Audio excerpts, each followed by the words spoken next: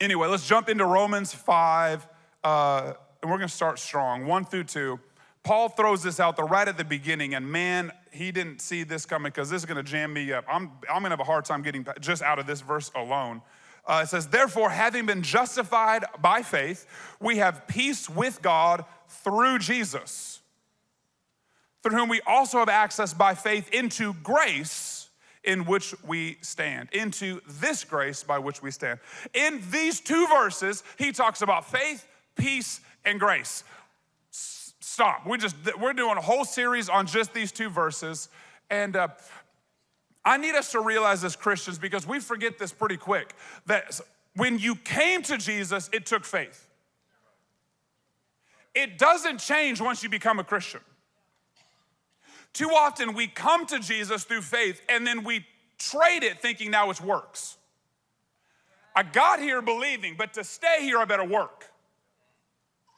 And then that's where we get judgmental and we condemn other Christians and they're not good enough and and we create scales of sin and scales of righteousness and scales of holiness, and they didn't come to church enough and I haven't seen them, they haven't been around for, hold up. No, if you got to Jesus through faith, you stay in faith. It doesn't change. And too often we think, oh, well, I got here through my believing, but now I only can stay if I get religious. No, I got to Jesus by faith. I walk with Jesus by faith. I stay with Jesus by faith. I'll enter eternity by faith. Every single day, it's just faith. It's not, Jesus did not come bringing religion. He came bringing belief. Believing in Jesus, faith in Jesus is where it starts, where it stays, it's where it ends. It's all in there. So stop making this a religious scale of, no. When you got here, it's faith. To stay here, it's faith. To get to heaven, it's just faith. And then he goes on to say, and we have peace with God through Jesus. We have peace. When you come to God, you receive peace from him. The relationship between you and God is mended. It's perfect. It's made right. And so once you've come to Jesus through faith, you should not have anxiousness in your life.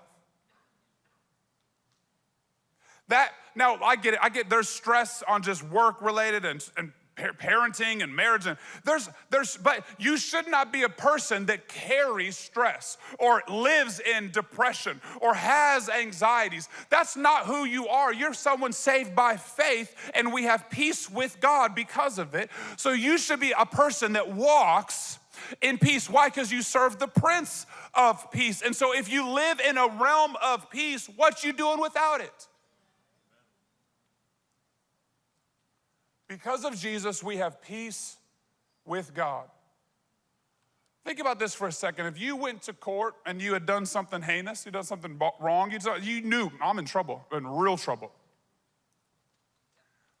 And right before you walked into that court, your lawyer pulled you aside and said, listen, I got some good news. You're not going to believe it.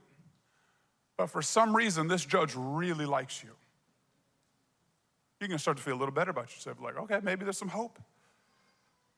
He goes, you know what? It gets better, but it's unbelievable. For some reason, somehow, this judge has decided that you're their favorite person on the planet. They love you. When you walk into that court, understanding that the judge has value towards you, the peace you feel changes. But wait, follow me. It gets better. The lawyer says, listen, I don't get it. I don't know how this happened, but the judge likes you so much, but he understands that there was a crime that was committed and something must be paid for that crime. And so while there is a sentence, he gave it to his son.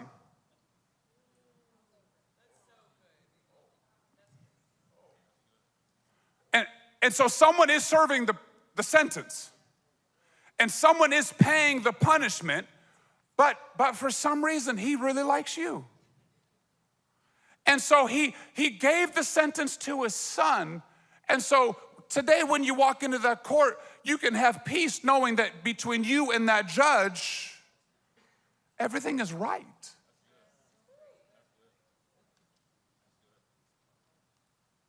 Someone's going to get that analogy later today at lunch. You see, the judge, the creator of the world, the one that holds everything in his hands is looking at you and saying, you and I have peace.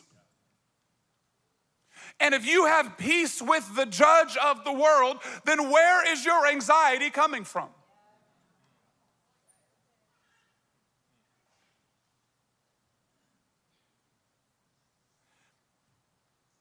If God of your life, if the ruler of your life looks at you and has perfect peace towards you and you have peace with him, then there wouldn't be anxieties and stresses in your life. So if there are fears in your life, that means they're coming from an incorrect or an improper God of your life. Can I say it this way?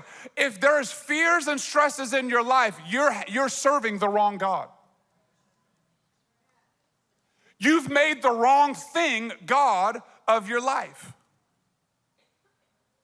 Because if God is your God, and there is nothing between you and him that would create fear or stress or anxiety or worry, and you have all of that, that means you're serving the wrong thing or the wrong person. And you've allowed the wrong thing authority in your life, because stress only comes from something that carries authority over you. See, you want to know something that I've never had? I've never had stress from your job.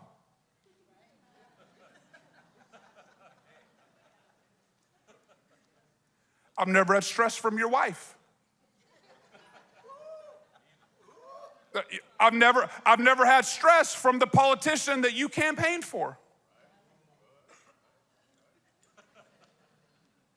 I've never in my life driven home and thought, oh, I'm so stressed about Russell's job right now. Now, Russell's driven home stressed from his job. Kenneth's driven home stressed from his, but I haven't driven home stressed over there. Why? Because it has no authority over my life. So if you're driving home stressed out, anxious, and fearful, it means that you're serving something that's producing anxiety.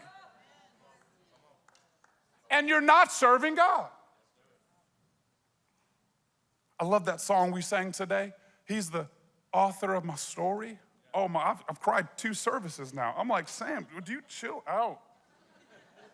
I gotta preach.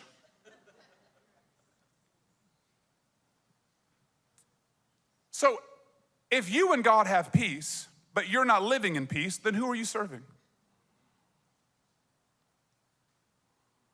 See, so you've allowed a politician or a political movement or an ideology. You've allowed a boss or a culture or an income or a salary you've allowed your children, a relationship, an addiction. You've allowed something to sit in the seat of authority and the Lord of your life, and thus is producing stresses in your life that you were not created to carry.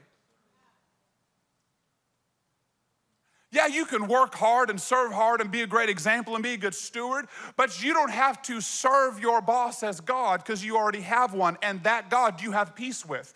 You should be going home with peace, knowing I serve a God that's the author of my story. And so I don't get anxious over politics, and I don't get fearful over addictions, and I don't get worrisome over income. Why? Because the God of my story can write me through it. So no matter what the giant shows up, the valley, the lions, and the fire, no matter what I'm going through, I serve a God that I have peace with.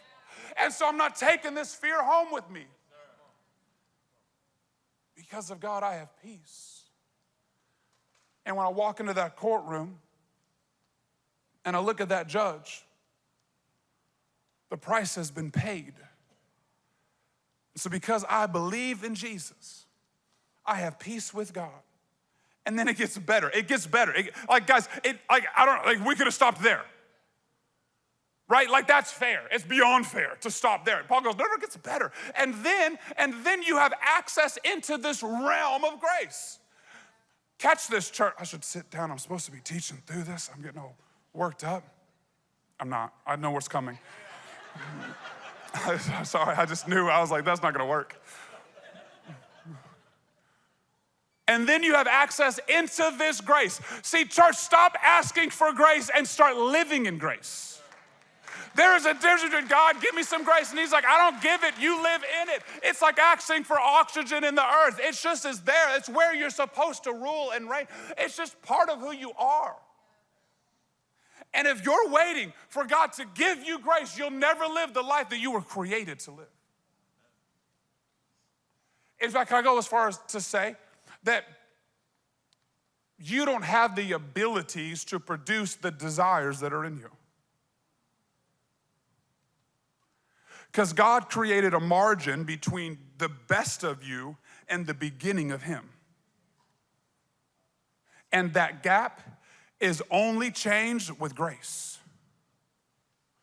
See, the best of me could never achieve the beginning of where God's called me to. And it's that grace, it's that realm of grace. When I enter into this life of grace, I begin to start living the life I was created to live. Here, let's keep going on Romans. I got to keep going as fast as I can. I got 2 chapters and I want to live in that beginning verse. But in Romans 5, verse 8, a few verses down, it says, now that we are set right with God by means of the sacrifice of the sacrificial death, the consummate blood sacrifice, there is no longer a question of being at odds with God in any way. Okay, in the Old Testament, when the people of Israel would bring their sacrifices to the priest, some of you are gonna know this, what would the priest look at? The person or the sacrifice? Okay, so if Jesus is our blood sacrifice and he paid the price for us, and if the priest never evaluated the person, only evaluated the sacrifice, some of you guys are already ahead of me. See, the priest wasn't like, look at you. I know what you did. I know who you are. I know where you've been. No, he did none of that. There was no judgment on the person. It was, look at this sacrifice. Is the sacrifice perfect? Is it pure? Is it up to standards? Is it right? Does this sacrifice pay the price for what you did? If this sacrifice measures up, I don't look at you, I look at the sacrifice. And when God looks at you, he doesn't evaluate you, he looks at the sacrifice.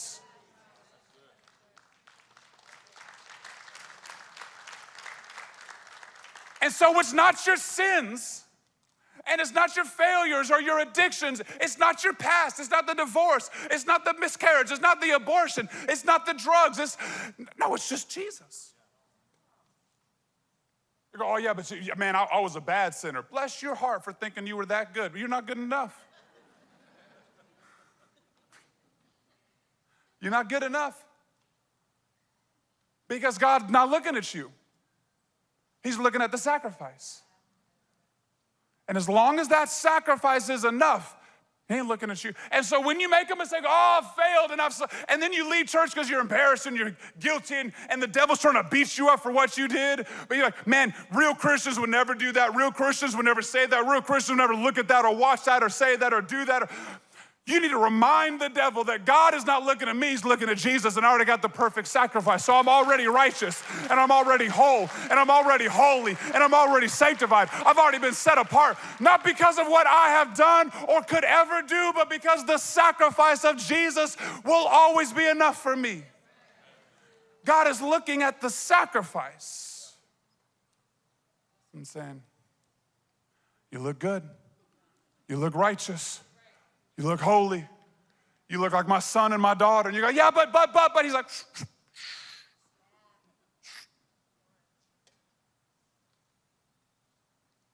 I'm looking at the sacrifice. Jesus already was enough. Come on, we got to keep moving. In Romans 6, 1-5, it says, if we've left the country where sin is sovereign, how can we still live in our old house there? Or didn't you realize we packed up and left there for good? I love this. This is the Message translation. That is what happened in baptism. When we went under the water, we left the old country of sin behind. When we came up out of the water, we entered into this new country of grace, a new life in a new land. That's what baptism unto life of Jesus means. When we are lowered into the water, it is like a burial of Jesus. When we are raised up out of the water, it is like the resurrection of Jesus. Each of us is raised into a light-filled world by our Father so that we can see where we're going and in our new grace sovereign country. You have left the country of sin. So why do you keep trying to live in that old house when you moved? Anyone ever moved houses in here or moved apartments or just moved in general? Hopefully you're not still living at mom's. You know what I'm talking about? You're like, I love this basement. It's great for my gaming and there's snacks. There's, hopefully most of us are moved. Maybe some of you still have been at home if you're, under 18. And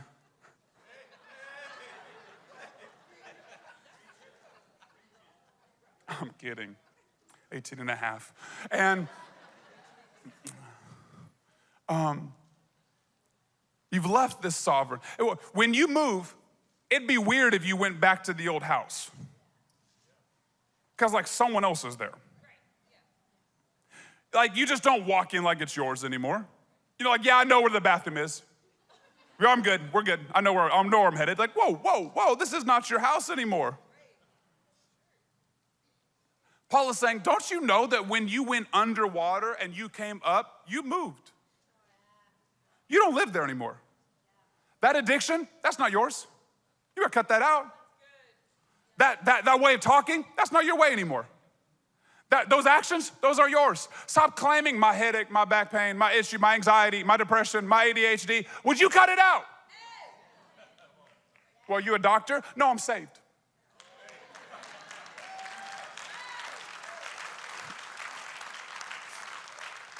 I'm saved. And so it says, when you go under, and I love how this lined up because we have baptism every month, and it happens to be today of all days. And while we're talking about this, if you've never been water baptized, today's your day. We're ready for you, whether you came ready or not. We got clothes, hairdressers, hair dryers. You're gonna leave looking better than you came. Okay, so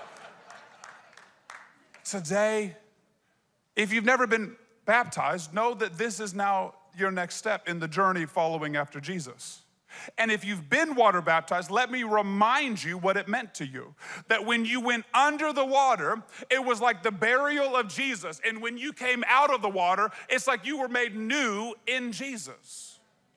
When you've been water baptized, you have every right to claim every victory Jesus won on the cross.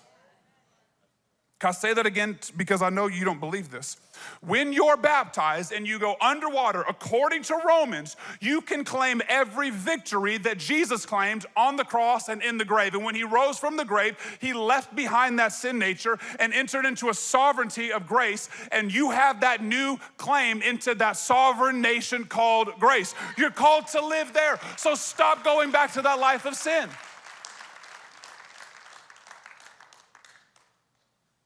Man, when you come up out of that water, you're like, oh, I just got wet. No, you got changed. There's new life. You have claim to a new address. Someone goes, man, I remember you from your days in college. Yeah, that's not me no more. That's part of my story. It's part of my testimony, but that's not who I am. That's some page. You got to keep reading the pages because the story changes. There's a wild twist. In the blink of an eye, I changed. Jesus rose me from death to life. My address changed. My home changed. My countenance changed. My personality changed. Like I changed because I no longer am that dead nature. I'm alive in Christ. And my address is now in grace. And because of grace, I could live the life that I didn't earn, that I didn't deserve, that I'm not worthy of. But grace never evaluates if you're worthy or not. Grace makes you worthy for it. And it covers the gap between your abilities and God's calling. Y'all, if y'all want to just see grace on display, look at this. This week, like this week, someone messaged me on social media. I was friends with them in college, and they live in Texas now, and we haven't seen each other for years. And he writes this long paragraph with about 100 ha ha ha ha ha. He goes, remember that day you swore on your life you'd never preach? Yeah, look at God now. And I'm like, yeah, thanks for bringing that back up, bro. I would swear on my life there's never going to be a day I preach. And God was like, don't say never. You've just never gone, you haven't gone from that dead life to the new life yet, but you are not gonna appreciate where you're headed if that's where your money's at, because it's not a good bet for you. But I wake up so early on Sundays just stressed out and terrified, and I gotta give it to God. Because this isn't me, this is God's grace. Trust me. You guys are like, yeah, I know. This is God taking a C student and elevating him with his grace and his grace alone to understand the mysteries of his word. This isn't me. This is the grace of God.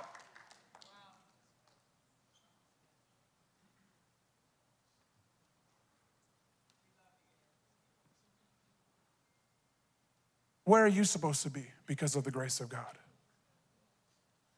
I know where you've been. I know where you think your ceiling ends. This is the best that'll ever happen to me. If everything works right. No. You got to start factoring in the grace of God in your life. That breakthrough, that's not a breakthrough, that's a standard in God. That healing, that's standard with God. That abundance, that's standard with God. That great marriage, that's standard with God. Godly children, standard with God.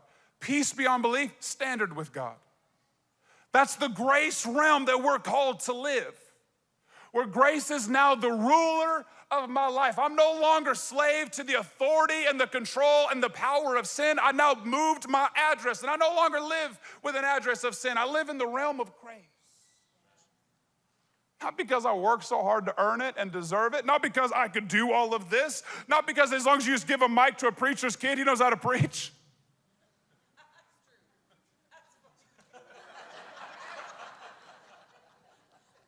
Low-key, my sister's amening this.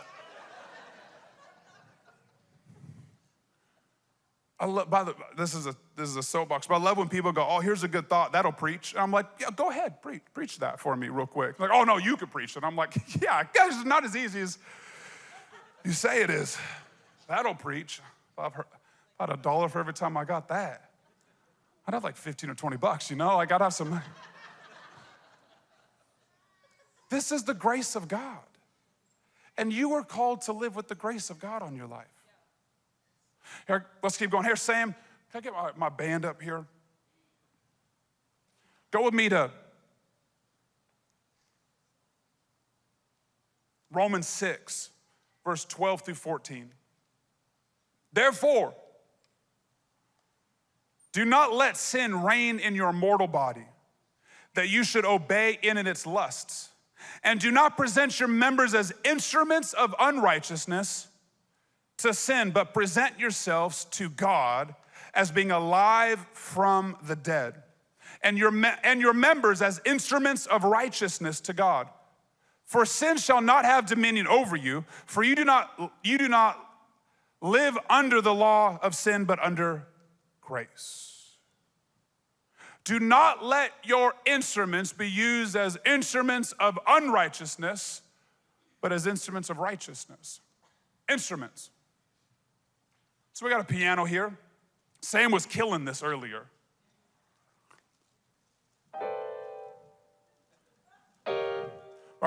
I feel like I'm doing it the way you look.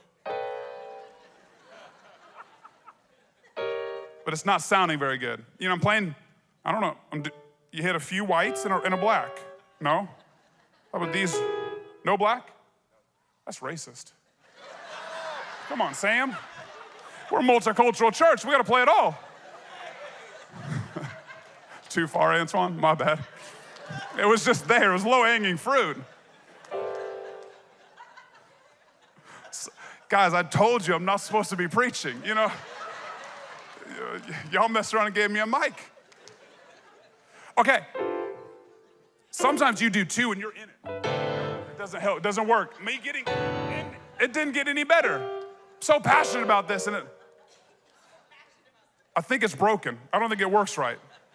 Okay, Sam, can you play something on it then?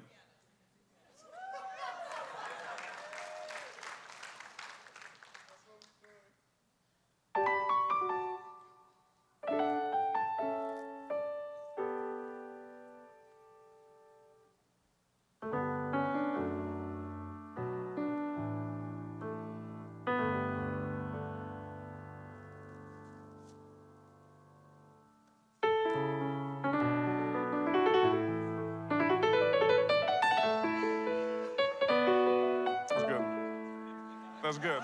He's good. How come it didn't work for me? It was broken, Tosh. He set me up. Hey, y'all can play behind me. It wasn't the instrument, was it? It was the player. See, it wasn't that I was limited. He didn't take away half the keys. I had access to all the keys. I was like, God, I just need more. I just don't have as much gifting as Caleb. I don't got as much talent as Tasha. I don't got what that person has, and I don't got, no. The instrument's the instrument. It's the player that makes the difference. And Paul is telling us to stop letting you be an instrument of unrighteousness, but of righteousness. See, many of us have allowed the wrong person or the wrong thing to play our life. And God is saying, would you give me control for once? Would you give me control? Would you put your life into my hands? Because you don't need more, you need a new player. You don't need an updated piano. You're not missing strings on your guitar. It's just that the wrong person's been playing that instrument most of your life.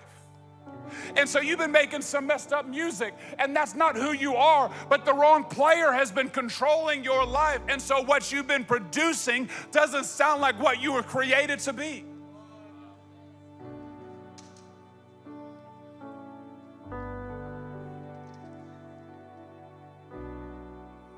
And when you give your life into God's hands and He starts playing your life, and when you give your life into God's hand, He starts playing your life, and when you give your life into God's hand, He starts playing your life, all of a sudden the church starts to get stitched together into this body of Christ, and all of a sudden there's an orchestra that the world can't refuse.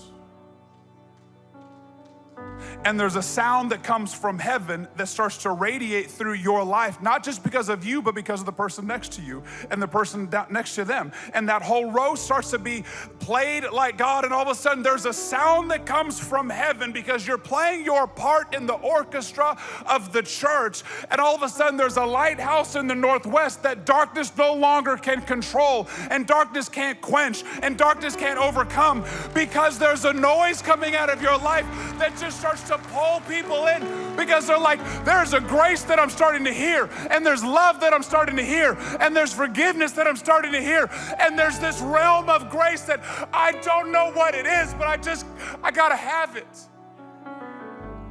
Because look at you, I remember you from college. I remember you back in the day. I remember that addiction. I remember that divorce. I remember that heartbreak. I remember you. How did your life turn out like this? You're like, I didn't do much. I just gave God control. And somehow we started playing this instrument that I thought was broke. I thought was overlooked. I thought was shattered. But when God picked it up, He started playing something I didn't know could come out of me. And then you gotta think I'm just living in a realm of grace that I didn't earn, I didn't deserve. I honestly feel like I have no business being here, but God just keeps using me. And He keeps writing my story. And it just keeps getting better. And it keeps getting better because God is the authority of my life. And because I have peace with God, my boss can't stress me out and politics can't stress me out. And I no longer struggle with that anxiety, and I no longer lose sleep at night because I have peace with God, and God is just flowing through me. And there's just grace. I don't know where it came from. But I gave God control. And he started playing me as an instrument of righteousness. Well, you must have done a lot for that. No, I just believed. Remember, because it's by faith is accounted as righteousness. I just believed. I just had faith. But you must have earned that. You must have given a lot to that church. No, I just believed.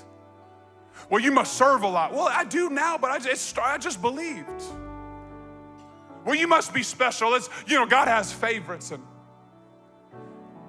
you must have, gone to that college and that foundations, and you must have, no, I did that because I just was so enamored with God, but it was a byproduct.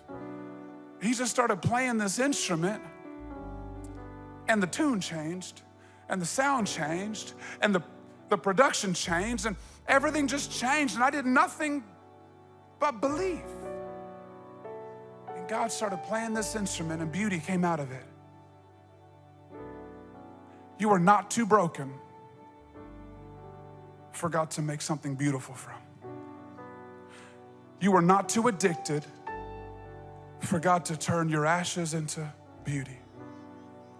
You are not too overlooked and untalented and broken, and no, you're an instrument and you've just been in the wrong hands.